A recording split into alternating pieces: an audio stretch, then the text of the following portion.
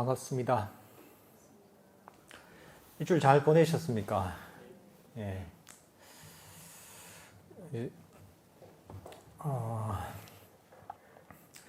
이제 벌써 추석이 다가왔네요. 그죠? 다음 주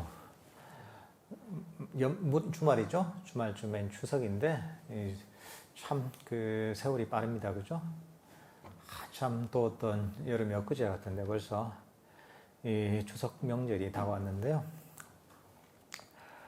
오늘은 또 경전을 가지고 한번 오늘 법회를 진행해 보도록 하겠습니다. 오늘 저희가 공부할 경전은 마치마 니까야 세 번째 경전인 법의 상속자경을 가지고 저희가 한번 공부를 해 보겠습니다. 마치마 니까야 하면 어떤 경전입니까? 마치마가 중간길의 경전입니다. 중간길의 경전이어서 그 나름의 그 구조가 있고 스토리가 있고 해서 읽기에 참 재미가 있습니다. 여러분들께서도 한번 구해서 한번 읽어보십시오. 그 초기불전연구원에서 나온 몇 가지 판본이 있는데 그 중에 초기불전연구원에서 나온 그 대림스님이 번역한 번역이 참 좋습니다. 이게 그러니까 나름 재미가 있습니다. 그러니까 한번 읽어보시면 부처님의 원음의 그 맛이 어떤지를 느낄 수 있으니까 한번 구해서 한번 읽어보십시오. 법의 상속작용입니다. 담마다야다 숫다라고 해서 이 법의 상속자가 되라는 가르침을 담고 있는 경전인데 제가 한번 읽으면서 저희가 한번 공부를 해보겠습니다. 이와 같이 나는 들었다. 한때 세존께서는 사와티에서 제따숲의 아나타 빈디카호님에 머무셨다. 거기서 세존께서는 비구들이여라고 비구들을 부르셨다. 세존이시여라고 비구들은 세존께 응답했다. 세존께서는 이렇게 말씀하셨다. 비구들이여, 그대들은 내 법의 상속자가 되지 재물의 상속자가 되지 말라. 나는 그대들에 대한 연민이 생겨서 어떻게 나의 제자들이 재물의 상속자가 아니라 법의 상속자가 될까라는 생각을 했다. 그러니까 부처님께서는 어떤 가르침을 주시냐 하면 바로 여기 이 사와떼에 있는 제따와나 기원정사에서 재물의 상속자가 아니라 법의 상속자가 되라고 하셨습니다. 나름 이렇게 법문하신 이유가 있겠죠, 그죠? 지금 이 경전들은 보면 요즘 그 책들하고 많이 다릅니다. 요즘 많은 책들은 머릿속에서 나름 전체적인 구도를 짜서 그래서 이제 그 구성에 맞게 책을 많이 집필합니다, 그죠? 근데 이 경전은 그런 게 아닙니다. 어떤 적절한 상황이 됐을 때 어떤 스님 질문을 한다거나 제가 질문한다거나 또 뭐 어떤 특별한 어떤 행사가 있다거나 이럴 때 그 청중에 맞게 그 상황에 맞게 부처님께서 그 즉시 이제 설하신 가르침이거든요. 그렇기 때문에 이 가르침 자체가 기본적인 어떤 그 가르침의 원리는 다 담고 있지만, 그렇지만 이 하나의 경전의 포커스는 거기에 실제로 이제 그 법문을 듣고 있는 사람들을 위해서 법문을 한 겁니다. 그러니까 여러분들께서도 이 대상들도 잘 보셔야 됩니다. 또 마지막이니까요 보면 다른 경전도 그렇지만 대부분 이게 또 스님들을 위한 법문이 많습니다. 이것도 이제 비구 스님들을 위한 것이니까 그런 것들을 좀 감안하고 조금 읽어보셔야 됩니다. 여기서 이제 법의 상속자가 되지 말고, 이제 법의 상속자가 되고, 재물의 상속자가, 되지 말라 하시잖아요. 저도 자본주의 사회에 있다 보니까 이게, 하도 그런 얘기를 많이 들어가지고, 경전 읽다가도 말이 헛나오네요. 그죠? 근데 이런 이유가 있습니다. 이런 법문을 하신. 지금 이 법문을 하신 게, 쳇다와나, 기원정사에서 법문을 하셨단 말이죠. 기원정사는 부처님께서 이 어떻게 보면 가르침의 중반부터 말년까지 보내신 장소입니다. 한 4년 정도 보내셨던 그런 이 수행 사찰인데, 이때는 교단이 굉장히 안정이 됐었습니다. 안정이 됐었고, 많은 제자들과 많은 신도들, 많은 서포터들이 있었습니다. 사실 처음에 부처님께서 깨달음을 얻고 나서 처음에는 거의 유행을 다니셨죠. 그럼 혼자서 또는 뭐 제자들과 함께 유행을 다니면서 이 숲에서 저 숲으로, 이 마을에서 저 마을로 다니면서 그 법이 필요한 사람들에게 법문을 해주셨죠. 근데 처음으로 그러니까 이제 이 수행 사찰이 생기는 게 언제냐면, 빈비사라 왕, 그러니까 마가다국의 왕이죠. 마가다국의 국왕인 빈비사라 왕이 그 라자가의 그 중림정사 웰루아나를 보셔야겠습니다. 중림정사가 들어보셨죠, 그죠? 이게 첫 번째 이 사찰입니다. 그리고 나서 이제 점점 따르는 제자들이 많아지고, 점점 따르는 신도들이 많아지면서, 그러면서 교단이 점점 커집니다. 그러니까 여기에 제타와나만 해도 이걸 보시한 사람이 당시 인도에서 가장 부자인 그런 아나타 핀디카 장자가 주로 보시를 했고, 거기다가 또 이 코살라국의 왕자인 제타 왕자가 또 같이 보시를 한 절이잖아요.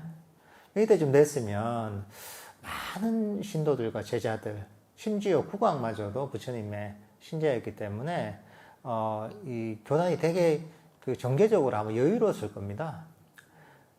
그러니까 공약물도 많이 들어오고 여러 가지 필수품들도 많이 보시하면서, 처음에는 정말 수행을 위해서 출가한 사람들이었는데, 교단이 주위에서 보니까 저기 들어가면 좀 편안하게 살 수 있을 것 같아. 저기 가니까 우리 집에 있으면 밥도 제대로 못 얻어먹는데, 출가하니까 밥도 잘 얻어먹고, 또 당시엔 또 의술이 별로 발전하지 않았잖아요. 그래서 사실 뭐 병에 걸리면 치료받을 길이 별로 없거든요. 근데 당시에 또 교단의 지바라고 해서, 그 지바장자라고 해서 당시 최고의 명의도 엄청난 또 신도였어요. 그래서 스님들이 병이 나거나 부처님 병이 나면 그 장자가 또 이제 그 의사가 부처님이나 스님이나 부처님을 또 치료를 해줬거든요. 그러니까 병난 사람은 또, 그래, 저기 가면 최고의 일종의 이제 의료기관 비슷하게 저기 가면 인도 최고의 명의가 고쳐준다. 이렇게 해서 출가하는 사람들도 생기면서, 실제로 정말 법을 위해서 출가하는 사람도 많지만, 그 외에 어떤 여러 가지 환경이랄까, 또는 좀 편안한 삶을 위해서 출가하는 사람도 생기게 된 거죠. 아마 그래서 아마 이런 가르침이 나온 것 같아요, 이게. 이 불교라는 것 자체가 불교가 점점 전파되고 발전이 되면서 항상 이런 경향성이 나타납니다, 이게. 처음에 뭐 어떤 아주 훌륭한 스승이 가르침을 전파하기 시작할 때는 어렵죠, 뭐든지. 예를 들면 인도, 뭐 태국의 아잔차 스님 이런 분들도 처음에는 아주 고생도 많이 하시고 아주 지역의 작은 어떤 사찰에서 시작을 해서 점점 유명해지신데 다 비슷합니다, 그 선생님들이. 근데 처음에는 그 힘이 들고, 사실 또 많이 알려지면 좋죠. 좋고 훌륭한 법이니까 많은 사람들이 알려지고 절도 커지고 제자들도 많아지고 신도들도 많아지는데, 그렇게 되면 처음에 어떤 뭐랄까, 이런 사찰 아주 강력한 어떤 이제 법에 대한 구도심이랄까, 또 수행에 대한 열정이라든가 이런 것들이 전반적으로 식기가 쉽습니다, 이게. 왜냐하면 이게 절도 크고, 여기 또 이 절에 있는 스님들 존경을 받고 하면, 저기 가니까 좀 대접받더라 이러니까 이제, 그러니까 왠지 인생이 좀 편할 것 같다, 이렇게 출가하는 사람 생기거든요. 그러면서 뭐랄까 이제 이 사찰의 분위기랄까 수행의 어떤 열정이 많이 식어버리게 되거든요. 뭐 중세 유럽 같은 데도 비슷하잖아요. 그런데도 성직자가 되는 것 자체가 굉장한 어떤 출세의 수단, 성공의 어떤 지름길이었잖아요. 뭐 그렇게 이제 종교가 세속화가 되기 쉬운 거죠, 이게. 그러니까 부처님께서 이제 그런 어떤 좀 걱정이 있으셨던 것 같아요. 부처님이 하신 말씀이 정말 재물의 상속자가 되면 이것은 정말 그 나의 제자로서 비난을 받을 만한 일이고, 그게 아니라 법의 상속자가 돼야지 정말 출가한 보람이 있고 칭찬할 만하다. 이렇게 말씀을 하십니다. 재물의 상속자라고 하면 뭐 그럴 수 있죠. 편안한 삶을 위해서 이런 것도 재물의 상속자죠. 그리고 좀 더 엄밀하게 얘기하자면 우리가 절에 오는데 절이 환경이 좋아서 이것도 좋은 것이죠, 사실. 그렇지만 정말 불교의 본질을 아는 건 아니죠. 내가 원하는 게 있어서 이것도 좋은 것이죠, 그죠? 이거 성취하겠어. 그것도 좋은 것이지만 그렇지만 아주 본질적인 핵심에 접근하지 못하는 거죠. 부처님의 어떤 깨달음이 이르는 가르침에 포커스가 맞춰지지 않은 거죠, 이게. 나 이 불상을 보니까 불상이 그냥 좋더라, 난 보니까. 그것도 사실은 좋은 것이지만, 그보다 더 본질적인 불상 그 겉에 어떤 형상적으로 있는 존재하는 그런 물질이 아니라, 정말 우리를 윤회의 고통에서 벗어나는 그런 법에 대한 바른 이해, 그것을 배우고 실천하기 위해서, 체득하기 위해서, 이 사찰에 오고, 또 공부를 하는 것이 훨씬 더 깊이가 있고 제대로 된 불자이고 수행자인 것이죠. 여러분들께서도 그런 걸 한번 잘 살펴봐야 됩니다. 내가 절에 와서 공부를 하는데 어디에 내가 포커스가 맞춰져 있냐. 뭐 한 가지만 다 작용하는 건 아니죠. 여러 가지 환경도 좋아야 되고 또 도반도 좋아야 되고 부처님도 보면 신심도 나야 되고 앉아보면 여기 분위기도 좋아야 되고 다 좋은 게 있죠. 그렇지만 그 중에 내가 가장 내가 이 중요도를 부여하는 부분이 어디인가를 잘 알아봐야 됩니다. 잘 살펴봐야 됩니다. 내가 정말 이 깨달음에 이르는 법에 포커스가 맞춰져 있는가? 이게 나에게 가장 중요한 것인가? 이걸 잘 한번 점검해보고 잘 살펴봐야 됩니다. 이게. 그렇게 해야지 우리가 부처님의 가르침에서 더 많은 이익을 얻을 수가 있는 거죠. 그럼 한번 읽어보겠습니다. 비구들이여, 만약 내가 공양하여 먹을 만큼 충분히 먹고 먹는 것을 끝내어서 원하는 만큼 배불리 먹었는데 음식이 남아서 버리려고 할 때, 그때 마침 배고프고 기운 없는 두 비구가 왔다 하자 그들에게 나는 말할 것이다. 비구들이여, 나는 공양하여 먹을 만큼 충분히 먹고 끝내어서 원하는 만큼 배불리 먹었는데 음식이 남아서 버리려고 했다. 만일 그대들이 원한다면 먹도록 해라. 만일 먹지 않는다면 나는 이제 자라는 풀이 없는 곳에 버리거나 생물이 없는 물에 던져 버릴 것이다. 그러니까 부처님께서 탁발을 해서 공양을 하시고 나서 음식물이 남았다는 거죠. 음식물이 남았는데 그때 마침 그 식사를 못해서 배가 고파가지고 기운이 없는 비구 스님 두 명이 왔단 말이죠. 그래서 부처님께 얘기하시는 거죠. 지금 먹으려면 먹어라. 안 그러면 나는 이 남은 음식을,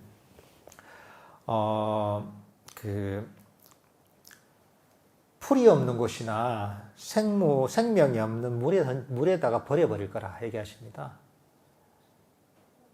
그러니까 이게 참 식문화가 많이 다르죠. 그죠? 우리나라 같으면 옛날부터 들었던 게 밥을 먹을 때 밥 한 톨도 남기지 마라. 이렇게 하는 걸 보면 부모가 자녀들한테 밥상머리 교육을 잘한다 이렇게 여기잖아요. 이 한 톨이 얼마나 이 농부에 땀이 들어가 있고 소중한 것인데 이 한 톨을 버리냐. 우리 그래서 끝까지 한 톨까지 다 먹는 걸 굉장히 미덕으로 생각하잖아요. 이게 어떻게 보면 우리나라의 어떤 식문화의 전통인 거죠. 이게 너무 식량이 부족했던. 그래서 옛날에는 정말 굶어 죽는 사람끼리 나오는 시대도 있었잖아요. 그래서 인도는 이런 분위기는 아니었던 거죠. 인도는 또 이게 기후가 차이가 있잖아요. 인도는 그 날씨가 덥다 보니까 저장이 거의 안 되거든요. 이 조리한 음식은.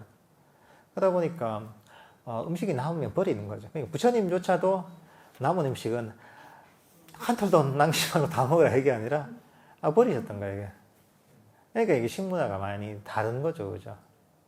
그래도 거기는 좀 우리나라보다는 그래도 이 날씨가 좀 따뜻하다 보니까 음식물 자체는 조금 더 풍부했던 것 같고 또 저장하기 힘들어서 그런 것도 있었던 것 같아요, 이게 남겨도.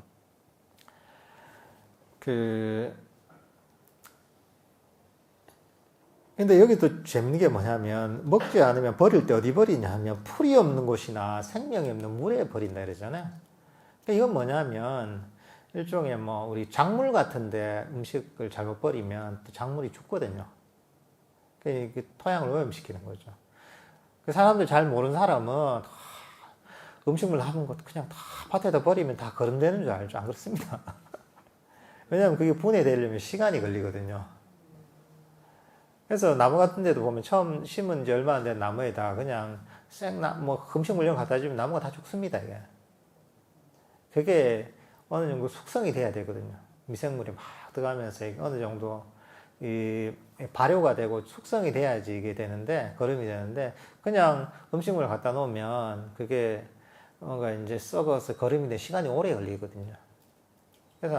그래서 이제 그런 뭐 작물 같은데 피해를 주지 않도록 그런 음식물을 버리고, 그 다음에 이제 이 물에도 보면 음식물 같은 걸 갖다 놨을 때 그게 물을 오염시켜서 또 이제 거기에 있는 또 생명체를 죽일 수도 있기 때문에 그런 것 때문에 또 생명체가 없는 그 물에다 버리거나 이렇게 얘기하시거든요. 요즘 같으면 뭐 음식물 쓰레기로 버린다거나, 그죠? 밭이 있으면 밭에다 이거 뭐 흙을 덮고 묻어 버린다거나, 또는 뭐 요즘 음식물 처리기가 있잖아요. 음식물 처리기로 뭐 처리를 한다거나 뭐 다양하게 처리하는 방법이 있겠죠. 제가 호주에 있을 때는 보면, 호주의 아잔 브람스 인절에 있을 때는 거기는 뭐 퇴비로 활용하기도 하고 때로는 꾸띠로 갖고 가서 개인적으로 공양을 하면 그 캥거루가 엄청 많거든요. 이 캥거루 남은 걸 이제 캥거루를 주면 캥거루가 확 몰려들어서 금방 먹어치우거든요. 근데 그것도 안 좋은 점이 있더라고요. 매일 주니까 캥거루가 아는 거예요, 이제. 그러면 이제 그 시간대가 되고 냄새가 나면 캥거루가 여러 마리 몰려들어요. 그 평화롭게 먹으면 괜찮은데, 싸우죠, 이제. 그거 먹겠다고. 그러니까 이제, 이런 것들도, 참, 이제, 우리가 어떻게 보면, 우리는 이제 참, 돈을 가지고, 이 세속에서는 돈이나 권력 이런 걸 싸우지만, 정말 원초적인 그런, 그러니까 이제 음식을 가지고 하는 싸움을 보면 그런 동물의 세계에서 볼 수 있죠, 이게.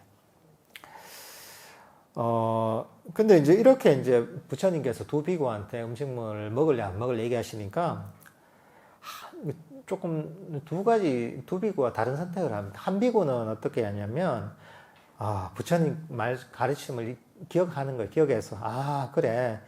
이렇게 생각하는 거죠. 부처님께서 내 법의 상속자가 되라, 재물의 상속자가 되지 말라고 하셨으니까, 그렇지만 이 음식은 재물이고, 그래서 나는 이 음식을 먹는 대신 배고프고 기운 없는 상태로 이 밤과 낮을 보내리라 생각하고, 그는 음식을 먹는 대신에 기운 없는 상태로 밤과 낮을 보냅니다. 또 한 비구는 뭐냐 하면, 한 비구는 음식을 받죠. 음식을 받고서 음식을 먹고서 배고픔과 기운 없음이 없어지죠. 살아있잖아요. 음식을 먹어요. 배고픔과 기운 없음을 물리치고 나서 그 다음 밤과 낮을 잘 보냈다고 합니다. 한 비구는 음식을 먹지 않고, 이거는 재물이다. 난 법의 상속자가 돼야지 부처님의 밥을 먹는 사람이 돼서는 안 되겠다 이런 생각하고 굶고서 수행을 하고, 그리고 한 비구는 그래 기운이 없으니까 음식을 먹고 기운을 해서 이 밤과 낮을 보내자 이렇게 했던 거죠. 그러니까 이제 부처님께서 어떻게 얘기하시냐면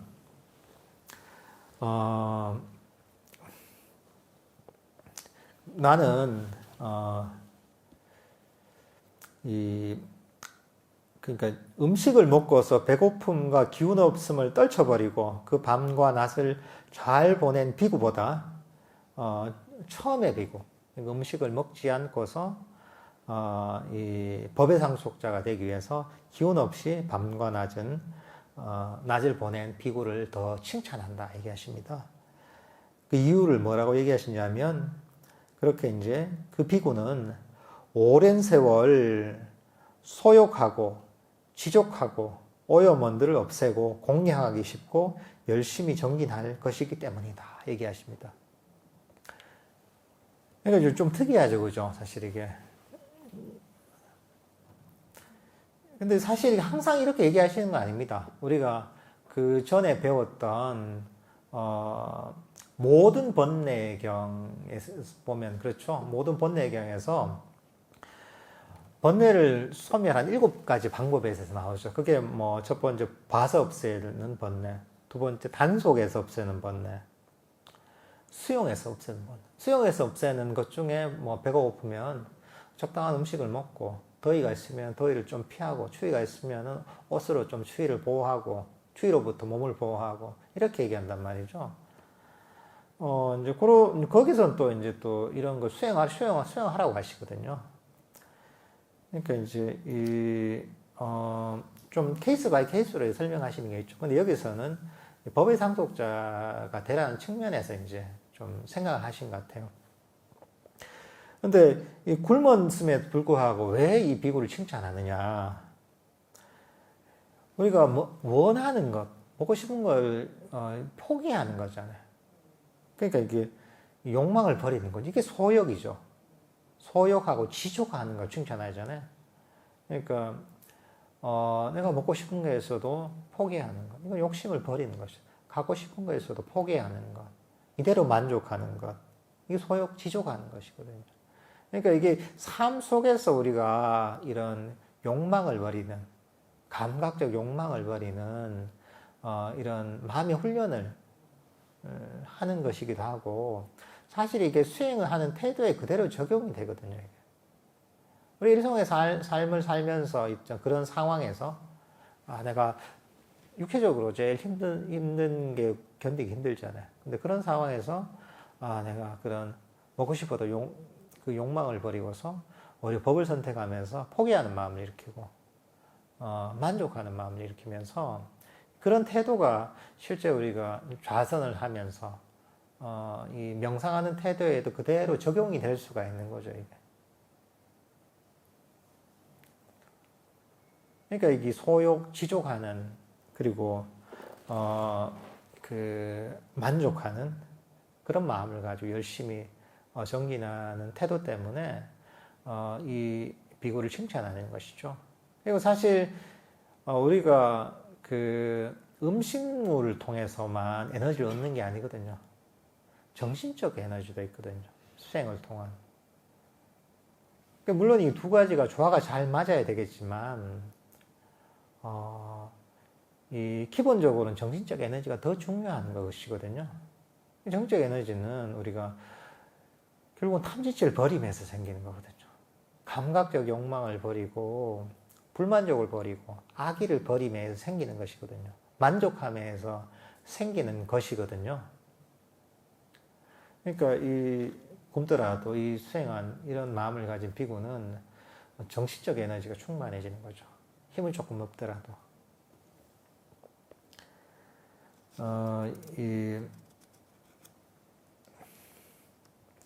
그렇지만 항상 이래서는 안 됩니다. 근데 이 경전을 보고, 그래. 단식을 해야 되겠구나. 내가. 이런 생각하시면 안 됩니다. 아까도 얘기했지만 경전 자체가 기본적인 전체 전반적인 원리는 다 있지만 그 법문하는 대상에 따라 상황에 따라 법문이 조금씩 다 다릅니다. 근데 앞서 얘기했지만 모든 번뇌경에서는 다양한 상황에서 다양한 방식으로 번뇌를 대처하는 방법을 얘기해 줬죠. 그게 오히려 좀 종합적인 거죠. 요건 하나의 부분들을 탁 드러내서 이제 설명을 해주는 것이고, 종합적으로 보자면 때로는 이렇게 감내해야 될 거, 배고픔마저도 감내하고 욕심을 버려야 될 때도 있는 것이고, 때로는 배가 고프면 배를 채우고 또 몸을 잘 간수해야 될 때도 있는 거죠, 이게. 그러니까 이것들은 적절하게 잘 이해를 해야 됩니다. 잘못 이해하면 이게, 나는 밥을 적게 먹는 걸로 하루에 한 끼밖에 안 먹는다. 또는 나는 한 달에 한 일주일씩은 단식을 한다. 이런 걸 가지고 또 이 수행으로 삼는 사람도 있거든요. 근데 그건 아주 기준이 잘못된 거죠, 이게.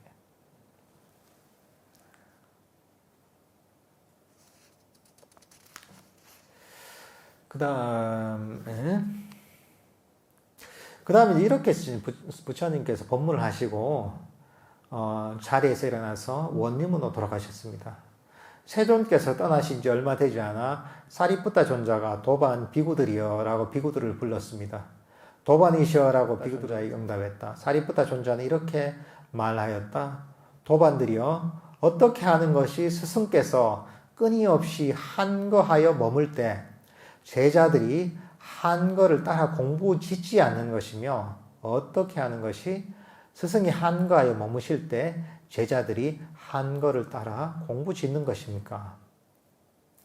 도반이시여, 우리는 이런 말씀의 뜻을 알기 위해서라면 멀리서라도 사리푸타 존자의 곁으로 올 것입니다. 그러니 사리푸타 존자가 직접 이 말씀의 뜻을 설명해 주시면 감사하겠습니다. 비구들은 사리푸타 존자로부터 듣고 잘 호지할 것입니다. 이렇게 얘기합니다. 그래서 부처님께서 이렇게 법문을 설하시고 이제 돌아가시는 거죠. 돌아가시고 나서 짧게 설명을 하시잖아요. 자세하게 그 의미를 설명하신 게 아니라, 그러니까 사리푸타 존자가 이 내용을 자세하게 이제 설명을 해주려고 합니다. 부처님께 설명한 의미를. 이런 경전들이 제법 있습니다. 이게 사실 사리푸타 존자가 부처님의 상수 제자죠, 그죠? 모갈라나 존자와 더불어 부처님의 상수 제자고, 가장 뛰어난 큰 지혜를 가진 제자라고 이렇게 일컬어지잖아요. 지혜 제일이라고도 하고, 법의 총사령관, 법의 대장군이다 이렇게 얘기합니다. 그러니까 이 부처님의 가르침을 가장 잘 이해하고 있는 최고의 지혜를 가진 분이었기 때문에 부처님께서 이렇게 딱 설명하고 나서 이제 그다음 이걸 내가 풀어줄게 하는 거죠, 이게. 그러니까 이제 부처님 사리푸타 존자 이걸 확실하게 알고 계시기 때문에 다른 그 도반들한테 이 내용을 풀어서 설명해 줄 수 있는 거죠, 이게. 근데 어떻게 처음에 설명을 하냐면, 아까 법의 상속자 얘기를 했는데 재물의 상속자가 되지 말고 법의 상속자가 되라 하셨잖아요. 근데 여기서는 한거 얘기를 합니다. 스승께서 한거 하실 때 제자들이 한거를 따라 짓도록 얘기하는 겁니다. 그러니까 한거의 중요성을 강조합니다. 그러니까 스승께서 이제 한가하면서 수행하실 때 제자들도 한가하면서 수행하는 것이 바른 길이다 이렇게 얘기하십니다. 예, 이건 뭐냐 하면 아까 법의 상속자하고 연결해 보면, 법의 상속자가 된다는 것은 부처님께서 한가하면서 수행하듯이 제자들도 한가하면서 수행한다는 거죠, 이게. 그게 이제 법의 상속자가 된다는 거죠. 한가가 굉장히 중요한 겁니다, 이게. 법의 상속자가 되려면 한가하라, 한가해야 된다. 이 말로 되는 거죠, 이게. 그러면 한가가 그 빨리어로 위백가라고 하는데, 한가에는 두 가지가 있습니다. 육체적 한거와 정신적 한거가 있습니다, 이게. 육체적 한거는 뭐냐면, 여러분이 고요한 곳에 가고, 고요한 방에 가고, 사람 시끄럽지 않은 곳에 가서 명상을 하잖아요. 그게 한걸 하는 겁니다. 선생님이 안걸 들어가서 외부의 접촉을 끊고 수행하는 게 이게 한걸 하는 거죠. 부처님께서 동굴에 가거나 뭐 숲에 가서 수행하는 게 한걸 하는 거죠. 그러니까 외부의 감각 자극으로부터 벗어나서 아주 고요하고 평화로운 곳에 가는 것. 이게 육체적 한거죠. 근데 사실 이 육체적 한거도 굉장히 중요합니다, 이게. 그 다음에 정신적 한거는 뭐냐면, 특지다비획가라고 하는데, 명상을 통해서 5가지 감각 영역에서 벗어나는 겁니다. 근본적으로 이제 선정이 되는 것, 완벽하게 되는 것, 또는 삼매되는 것. 5가지 감각 영역에서 점점 벗어나는 것이 이제 한거를 계속 개발하는 거죠. 이게 정신적 한거입니다. 근데 육체적 한거하고 정신적 한거는 사실 이게 연결되어 있습니다. 부처님께서도 보면 처음에 수행을 얘기하실 때 시장통 가서 수행해 이래 얘기 안 하십니다. 이게 요즘 같으면 백화점 가서 수행해 이래 얘기 안 합니다. 커피숍 가서 친구하고 얘기하면서 수행해 이렇게 얘기 안 합니다. 이게 고요한 빈방이나 숲이나 나무 밑이나 동굴로 가라 이렇게 합니다. 고요한 곳이죠 이게. 왜냐하면 처음에 특히나 명상을 시작할 때는 여러 가지 5가지 감각 자극들이 방해가 많이 됩니다. 그렇기 때문에 그런 감각 자극들이 방해가 되기 때문에 그런 데서 벗어나는 곳이 이제 명상하기에 굉장히 유리한 환경이죠. 그러니까 고요한 곳에 가는 거죠. 여러분들도 일상에서도 이렇게 명상을 하지만 혼자 있는 시간이 좀 있어야 됩니다, 이게. 내가 뭐 아침에 일어나서 혼자 있을 때나 잠자기 전에 혼자 있을 수 있을 때나 또는 낮에라도 내가 고요하게 혼자 있을 시간을 꼭 가져야 됩니다. 아주 오래는 아니지만 그런 시간을 한 30분 정도는 꼭 가져야 됩니다. 이게. 그리고 사실 내가 시간이 있을 때 그런 것을 그런 막 환경을 찾는 것 자체가 한거를 계속 육체적 한거를 개발하는 거죠. 이거 여러분들이 또 그런 환경이 되더라도 여러분들이 그런 한거를 깨버린 경우가 많습니다. 이게. 한거는 뭐냐면 여러 가지 자극에서 벗어나는 것이거든요. 근데 보통 사람들은 자극이 없다. 집에 가니까 아무도 없다. 할 일도 없다. 그래, TV에 뭐 하나. 요즘 또 넷플릭스 이런 게 OTT 뭐지 그게? OTT 서비스인가요? 그죠? 이런 게 유행이잖아요. 넷플릭스에 뭐가 새로운 게 나왔나 보는 거죠. 이게. TV에 이 채널 요즘 뭐 하지 이게? 그래, 심심한데 유튜브에 뭐가 있나 보죠. 이런 것들 보면 인터넷에 뭐가 있지 하는 것 자체가 한걸 깨는 거죠. 왜냐하면 자극을 스스로 불러들인 거기 때문에. 그러니까 여러분들이 이런 고요하게 혼자 할 일이 없으면서 혼자 있는 시간에 그런 어떤 새로운 자극을 불러들이지 않고 그대로 고요하게 머물 수 있는 것, 이게 현대적인 의미에서 육체적 한거를 개발하는 겁니다. 이게.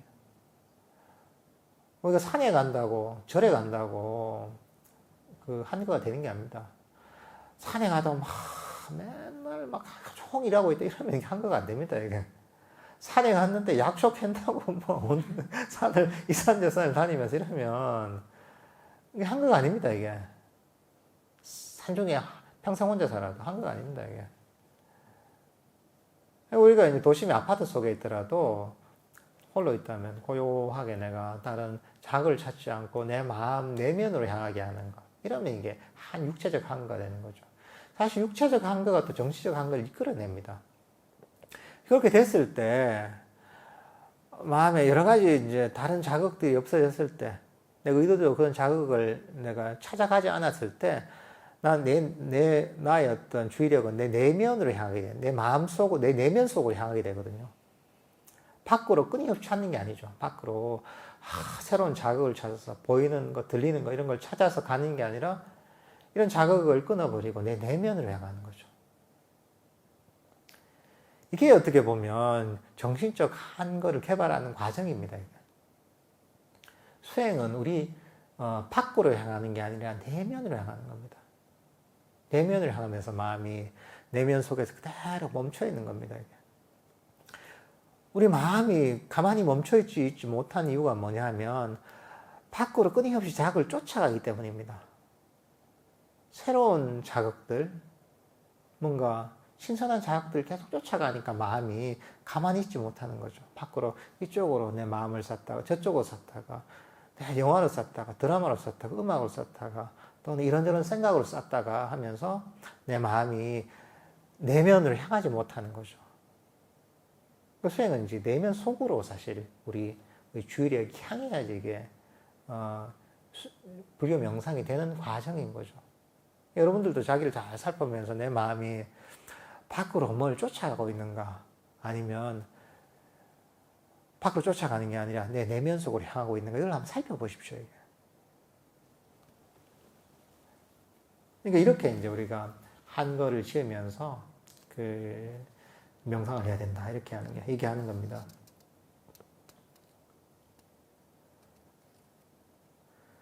그다음 이렇게 또 사리푸타 존자께서 얘기하십니다. 도반들이 어떻게 하는 것이 스승께서 끊임없이 한가에 머무실 때 제자들이 한거를 따라서 공부 짓지 않는 것입니까? 여기 스승께서 끊임없이 한거하여 머무실 때 제자들이 한거를 따라 공부 짓지 않습니다. 스승께서 버려야 한다고 한 설한 법들을 버리지 않습니다. 그들은 사치스럽고 부주의하며 퇴보에 앞장서고 한거를 멀리 내팽겨 쳐버립니다. 한거를 하니까 이런 거죠. 어떤 것이 스승처럼 한거하면서 수행하는 것이 아니냐 얘기했을 때 일단 한거를 하지 않고 그리고 스승 부처님께서 버려야 된다는 법들을 버리지 않고 버려야 된다는 법들은 뭐 탐진치 이런 거죠. 욕심 또는 썩냄 또는 자만 불만족 이런 모든 것들 이런 것들을 버리지 않고 사치스럽고 부주의하고 그리고 게으르고 이러면서 한거를 내팽개 쳐버린다는 거죠. 이렇게 한다면 장로 비구들도 비난을 받아야 되고 이렇게 한다면 중진의 비구들도 비구를 받아야 되고 이렇게 한다면 신참 비구들도 이렇게 하면 비난을 받아야 된다고 얘기합니다. 만약 이렇게 한다면 한거를 버리고서 스승께서 설한 법을 따르지 않고 그걸 버리고 스승께서 버려야 된다는 법을 버리지 않고 또 사치스럽고 부주의하고 퇴보에 앞장선다면 이런 어떤 그 수행자들은 비난받아야 된다 이런 겁니다. 근데 이거 만약에 칭찬받아야 될 그런 비구들은 어떤 비구는 그 반대겠죠, 그죠?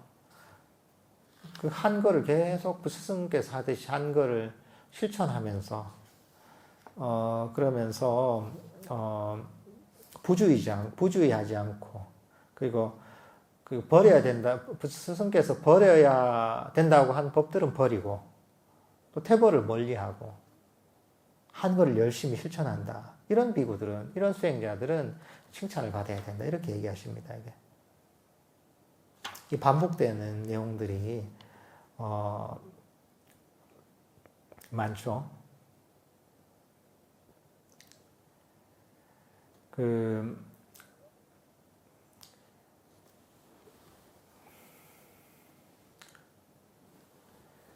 여기서 이제 이 수행 그 다음 나온 내용이 뭐냐 하면 도반들이요 여기 탐욕도 나쁘고 성냄도 나쁩니다. 탐욕도 버리고 성냄도 버리기 위해 중도가 있습니다.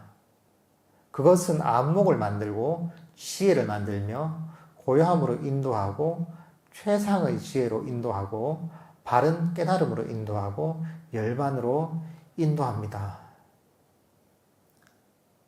도반들이요 그러면 무엇이 안목을 만들고 지혜를 만들며 고요함으로 인도하고 최상의 지혜로 인도하고 바른 깨달음으로 인도하고 열반으로 인도하는 중도입니까? 그것은 바로 성스러운 팔정도이니 즉 바른 견해, 바른 사유, 바른 말, 바른 행위, 바른 생계, 바른 정진, 바른 마음챙김, 바른 삼매입니다.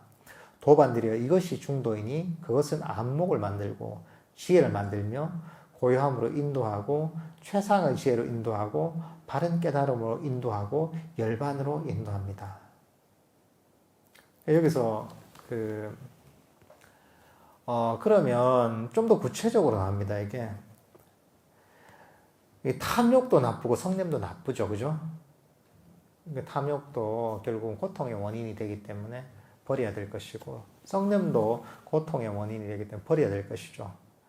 그 탐욕과 성냄을 버리기 위해서 그러면 바로 중도를 실천해야 된다 얘기합니다. 그러니까 아까 한거가 법의 상속자가 되는 거였잖아요.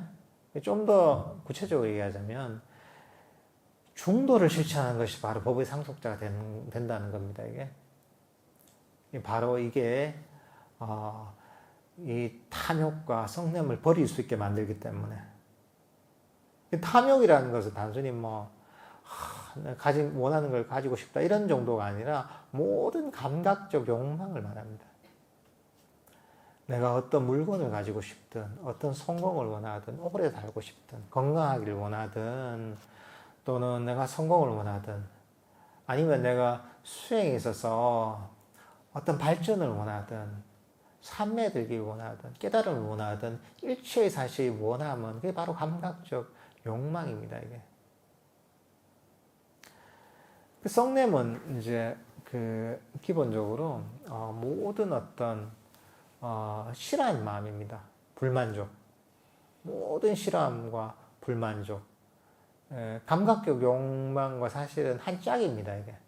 우리가 감각적 욕망이 원함이 일어난 이유는 뭐냐면, 지금 내가 가진 데 불만족이 있기 때문에 원함이 일어나는 거잖아요. 왜 싫겠어요? 왜 싫겠어요, 이게? 이거 말고 딴 걸 원하기 때문에 내가 싫은 겁니다, 이게. 이 두 가지는 동전의 양면처럼 분리할 수 없는 겁니다. 감각적 욕망과 성냄, 악의는 사실 하나지만 조금 동전의 양면처럼 다른 측면을 표현된 것일 뿐입니다, 이게.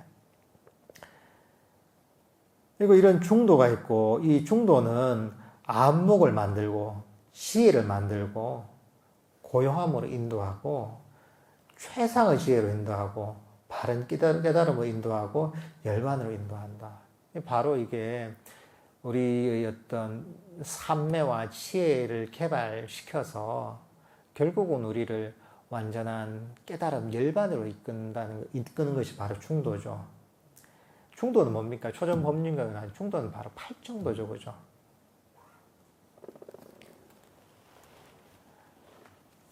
팔정도는 뭐냐? 바른 견해죠. 바른 견해, 이거는 법에 대한 바른 이해죠.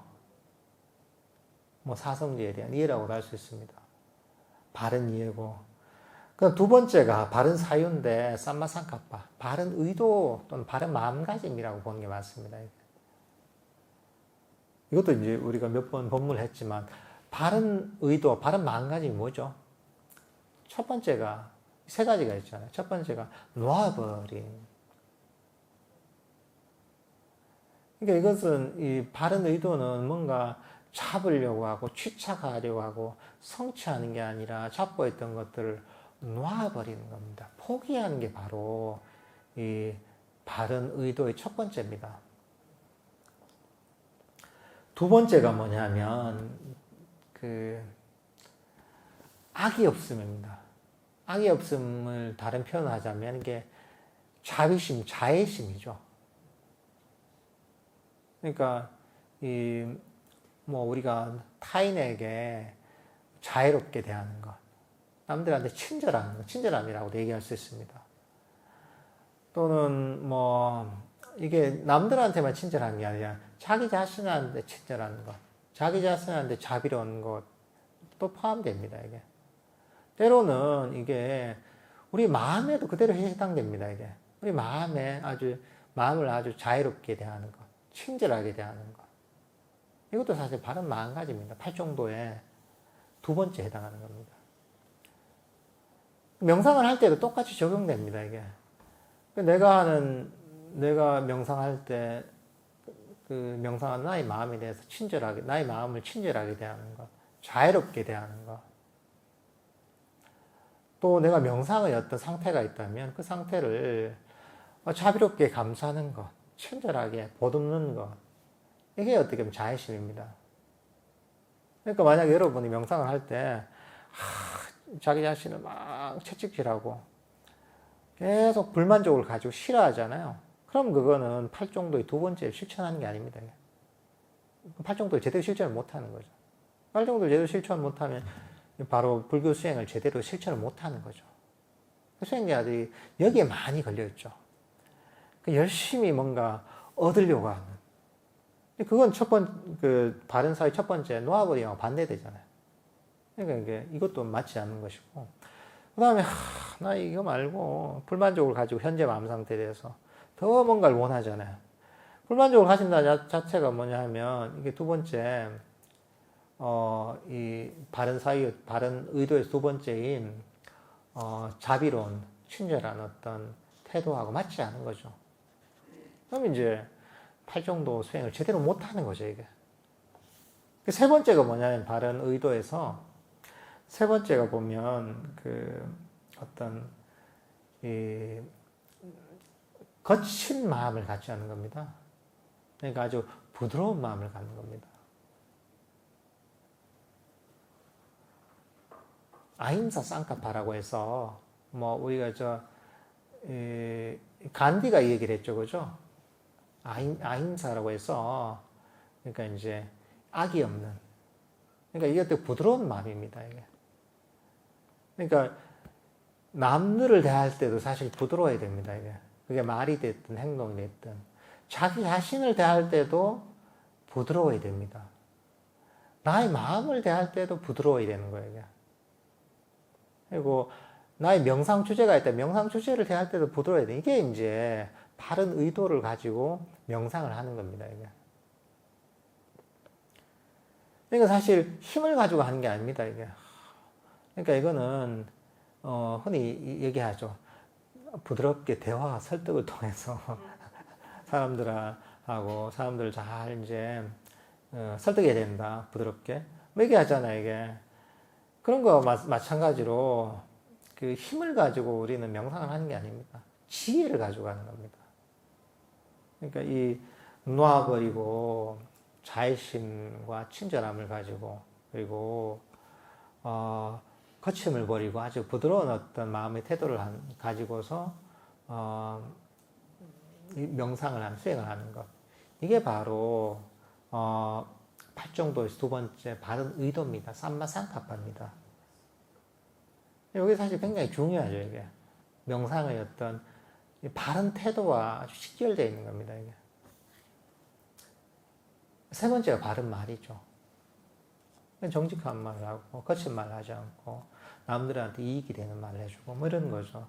바른 행위도, 저번에 우리 법문에서 했었고, 바른 생계, 바른 정진, 바른 마음 챙김, 바른 삼매.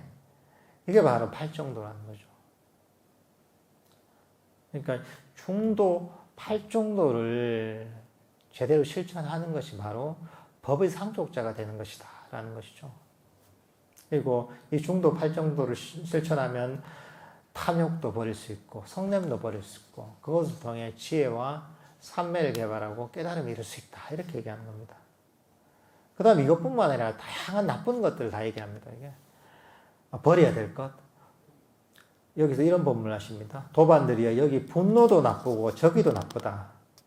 이 분노와 저기도 팔정도를 통해서 버릴 수 있다는 것이고 모욕도 나쁘고 야쁨도 나쁘다. 모욕도 나쁘고 야쁨도 나쁘죠. 그죠? 질투도 나쁘고 인색도 나쁘다. 질투하는 것도 버려야 되고 인색하는 것도 버려야 되는 겁니다. 이게. 속임수도 나쁘고 사기도 당연히 나쁘죠. 그죠? 완고함도 나쁘고 뻔뻔스러움도 나쁘다. 그리고 그 다음 자만도 나쁘고 거만도 나쁘다. 이 자만이라는 게 불교에서 가끔 나오는데 이 자만이라는 것이 보통 그 사회에서는 남들보다 좀 잘난 척하는 거, 있어대는 거 이걸 자만이라고 생각하잖아요. 근데 불교에서는 그렇게 안 봅니다. 이게 불교에서는 내가 잘났다 이런 것도 자만이고 내가 남들보다 못났네 이것도 자만입니다. 니나 내나 비슷하다 이런 것도 자만입니다. 그러니까 이제 내가 잘났다고 생각하는 건 자만이고 내가 남들보다 못났다고 생각하는 자만이고 남들과 비슷하다고 생각하는 건 자만입니다. 이게 세 가지 다 버리라는 거죠. 그러면 이제 어떻게 하라는 것이냐? 어떤 비교하는 걸 버리라는 거죠. 판단하는 걸 버리라는 거죠. 분별하는 마음을 버리라는 거죠, 이게. 남들과. 남들과 비교해서 내가 낫다, 내가 못하다, 내가 비슷하네, 이런 것들 버리라는 거죠, 이게. 이런 자만도 나쁘고, 거만도 나쁩니다. 허영도 나쁘고, 방일도 나쁩니다. 허영된 마음을 가지고 나쁘고, 방일된 마음도 나쁩니다. 이 허영도 방일도 이 팔정도를 통해서 버릴 수 있는 것이고, 그리고 이걸 통해서 우리가 이 삼명의 지혜를 개발하고 완전한 깨달음을 이룰 수 있다, 얘기를 하시는 겁니다. 여기서 보면 안 좋은 모든 종류를 얘기하는데, 이 모든 것들을 보면 바로 이 문제들이죠. 이게 팔정도를 통해서 사실 버릴 수가 있는 겁니다. 이게.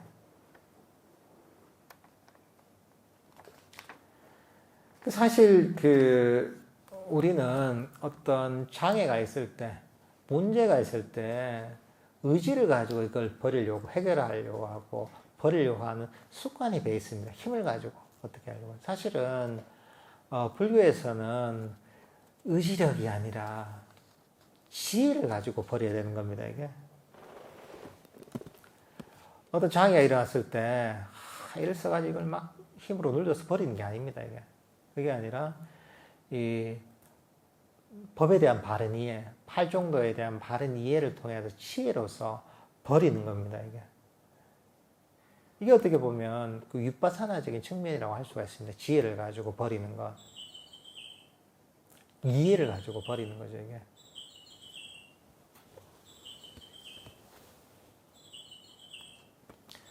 그 지혜라는 것은 우리가 힘으로 버리려고 하면 애를 많이 써야 되죠. 그리고 마음이 좀 거칠어져야 됩니다. 이게. 그렇지만 지혜로서 버린다는 것은 일단 문제를 한번 살펴보는 거죠. 한번 우리가 어떤 수학 문제를 풀 때 어떻습니까? 그냥 아무 생각 풀지 않잖아요. 문제를 싹 보고 이 문제가 어떤 문제인지 파악을 하고 그 문제를 풀려면 어떤 공식을 적용해야 되지? 그죠? 그걸 한번 생각해낸 다음에 그래서 공식을 적용해서 그렇게 문제를 풀잖아요. 그죠? 불교적인 우리가 수행도 마찬가지인 거죠. 마음에 어떤 문제가 있다면 이게 어떤 것인지 본질을 한번 보고 그 다음에 그럼 이걸 어떻게 대처해야 되는가? 한번 필요한 어떤 방법들을 찾아보는 거죠.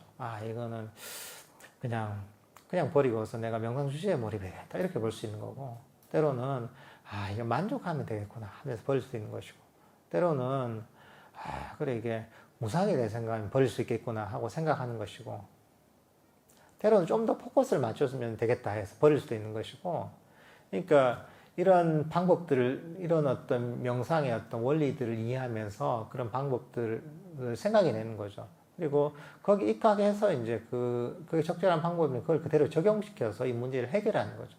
이게 윗바사나죠, 사실 이게. 지혜를 통해서 번뇌를 버리는 거죠. 이렇게 돼서 문제가 풀리면 좀 되는 거예요, 이게.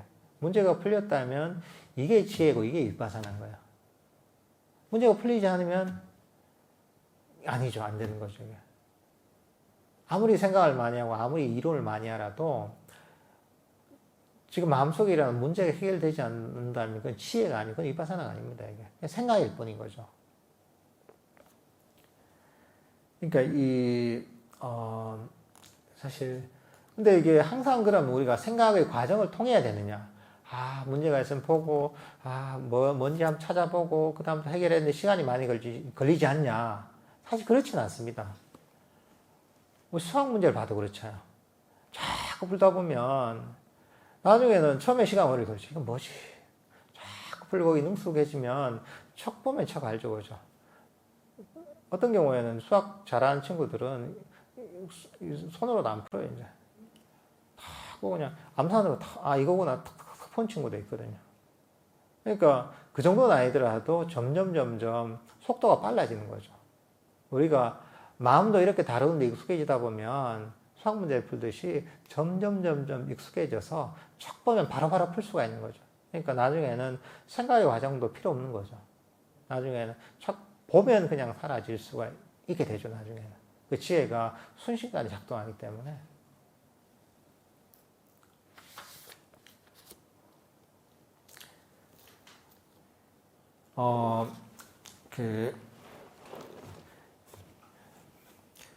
바로 이 중도가 안목을 만들고 지혜를 만들고 고요함으로 인도하고 최상의 지혜로 인도하고 바른 깨달음으로 인도하고 열반으로 인도합니다. 도반들이 그러면 무엇이 안목을 만들고 지혜를 만들며 고요함으로 인도하고 최상의 지혜로 인도하고 바른 깨달음으로 인도하고 열반으로 인도하는 중도입니까? 이것은 바로 팔정도입니다. 사리푸타 존자는 이와 같이 설했다. 그 비구들은 흡족한 마음으로 사리푸타 존자의 설법을 크게 기뻐하였다. 이렇게 하면서 법의 상속자경이 끝이 납니다. 그러니까 이 경전에서는 재물의 상속자가 되지 말고 법의 상속자가 되라 하시는 겁니다. 부처님의 우리가 불교를 접근할 때 바로 법에 초점을 맞춰야 되는 거죠. 다른 여러 가지 요소가 작용을 해서 우리가 불교에 입문을 하고 절에 오지만 그래도 가장 중요한 게 있단 말이죠. 중심이 있고 주변이 있단 말이죠. 그 중심은 바로 이 핵심적인 법에 초점이 맞춰야 되는 거죠. 그래야지 이제 제대로 중심이 잡힌 수행자가 되는 거죠. 근데 그게 아니라, 그게 중심이 아니라 다른 게 중심이 돼버리면, 그것도 좋지만, 부처님께서 가르치시고자 하는 그 본질에서 조금 벗어나기 때문에, 원래 부처님께서 정말 우리들에게 주고자 했던 그런 이익을 다 얻을 수가 없는 거죠. 그러니까 자기 자신을 잘 점검해 봐야 됩니다. 항상 내 관심의 초점이 정말 아주 그 깨달음을 이끄는, 괴로움의 소멸로 이끄는 법에 초점이 맞춰져 있는가? 그런 마음가짐을 가지고 내가 절에 오고 있는가? 그런 마음가짐을 가지고 내가 경전을 읽고 있는가? 그것을 항상 비춰보십시오. 때로는 경전 공부한다고 하면서 거긴 관심이 없어, 그냥. 관심이, 이 얘기가 재밌네. 스님 얘기 재밌게 하시네. 그래도 이제 경전만 졸업했는데, 졸업장 하나 나왔네. 이제 뭐 이런 쪽으로 관심을 가질 수도 있거든요. 그것도, 그렇게 배우는 것도 참 좋은 것이지만, 우리가 핵심이 무엇인지를 알고서 배우면 나머지가 다 도움이 되는 거죠. 근데 그 중심이 제대로 잡히지 않고서 이것저것 하게 되면 그 나머지 것들이 소화가 안 되죠. 오히려 이제 아주 불교의 본질적인 것과는 큰 관계가 없는데 오히려 많은 시간과 에너지를 보내면서 좀 시간을 낭비하게 될 수도 있습니다. 그러니까 여러분들께서도 부처님께서 얘기하셨듯이 법의 상속자가 되십시오. 혹시 도반들이 재물의 상속자가 되는 거 보면 얘기를 해주세요. 부처님이 재물의 상속자가 아니라 법의 상속자가 되라고 하셨다. 네가 지금 법의 상속자가 맞나? 이렇게 한번 이제 좋은 법보시도 좀 해주십시오.